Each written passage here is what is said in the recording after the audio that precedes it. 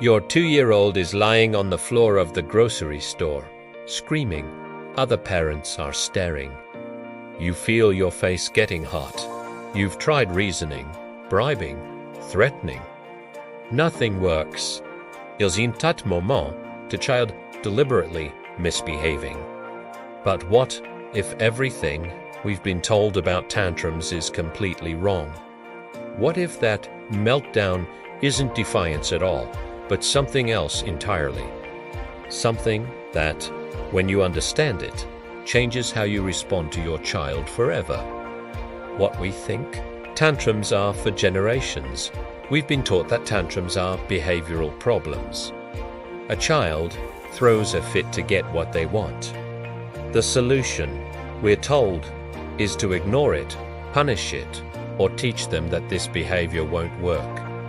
The underlying belief is simple. Tantrums are manipulation. But brain imaging technology has revealed something that completely contradicts this view.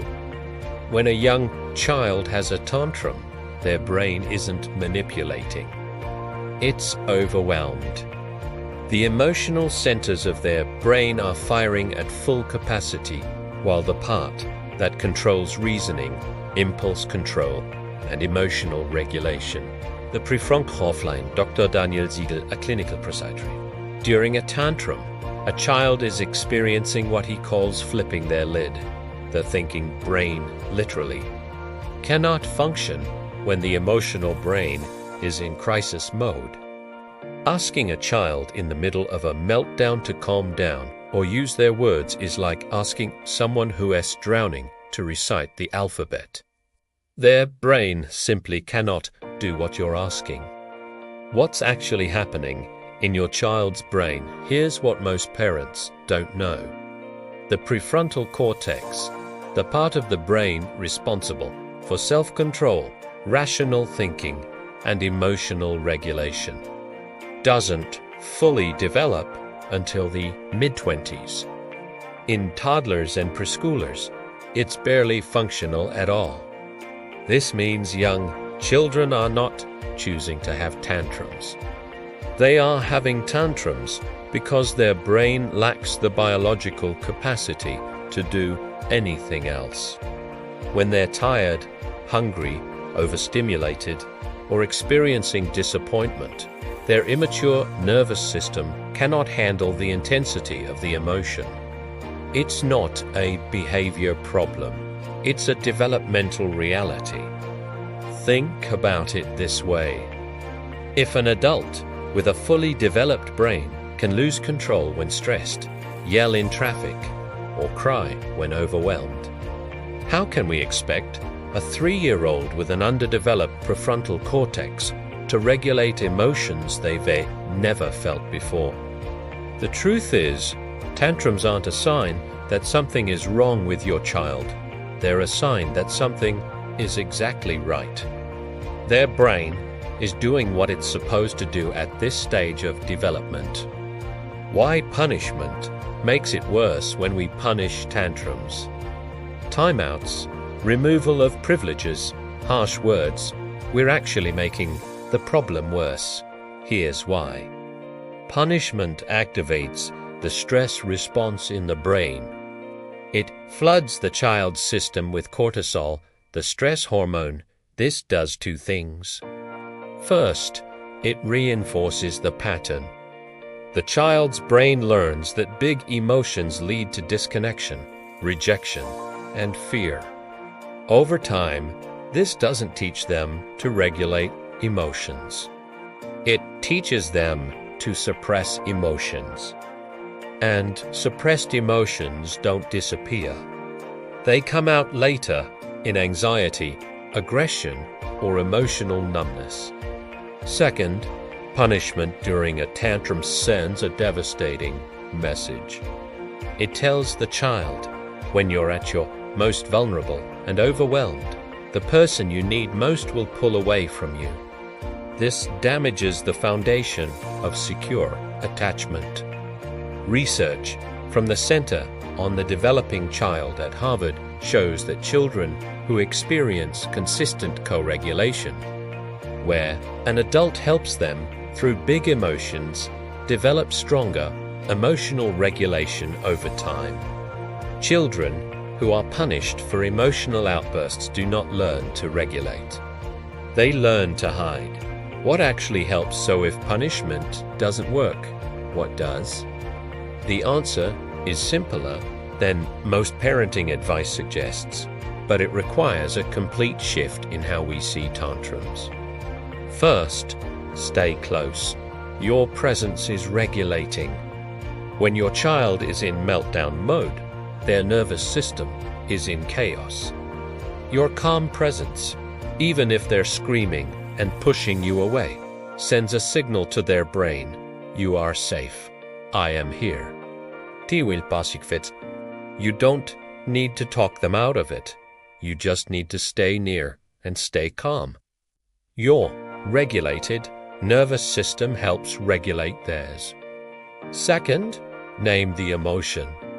Once the peak of the tantrum passes, use simple words to label what happened.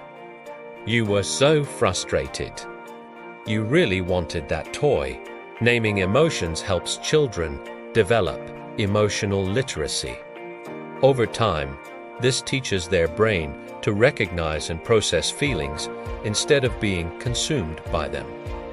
Third, validate without giving in.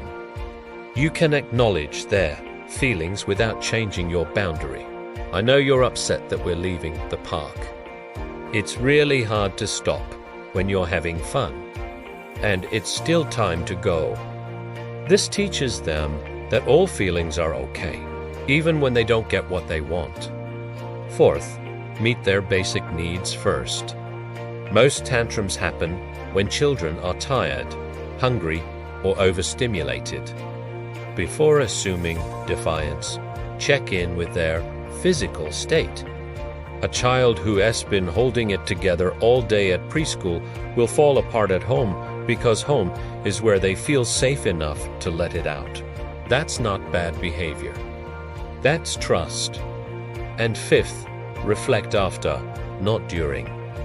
Wait until everyone is calm, maybe hours later or the next day, and talk about what happened. This morning was really hard. You were so angry about the cereal. Next time, let's try taking some deep breaths together. This teaches skills when the brain can actually absorb them. Why this feels impossible, I know what many of you are thinking. This sounds nice, but in the real world, with real tantrums in public places, it's not that simple. You're right, it's not simple. Because you're not just managing your child's emotions, you're managing your own. When your child is screaming in the middle of a store, you feel embarrassment, frustration, anger, helplessness. Your own nervous system is activated. And in that moment, staying calm feels impossible. But here's the shift that helps. When you understand that your child isn't doing this to you, that their brain is genuinely overwhelmed, it changes how it feels. It moves from their being bad to their struggling, and when you see struggle instead of defiance, compassion becomes easier. Also, remember this: the judgment you feel from other people in that moment, that's about them, not you. Parents who've been through it know. Parents who judge haven't learned yet, or they've forgotten. Either way, their opinion doesn't define your parenting. The long-term difference here is what makes this worth it. Children who are supported through big emotions rather than punished for them develop something remarkable. They grow up believing that all emotions are acceptable, that they can come to you when life is hard, and that feeling deeply doesn't make them bad. These children become adults who can regulate their emotions, ask for help, and stay connected in relationships even when things are difficult. That's not something any punishment can teach. That only comes from being held emotionally and physically through the storm. What to remember when it's hard your child is not giving you a hard time. They're having a hard time. Their tantrum isn't manipulation, it's communication. It's their immature brain saying, I can't handle this feeling. I need your help. When you respond with patience instead of punishment, you're not spoiling them. You're teaching them that big emotions are safe, that you won't abandon them when things are hard, and that they are worthy of love even at their worst. That lesson will shape who they become far more than any consequence ever could. The next meltdowns à queue abriate. Remember, their brain is developing. This is temporary. And your calm presence in their chaos is building something that will last a lifetime.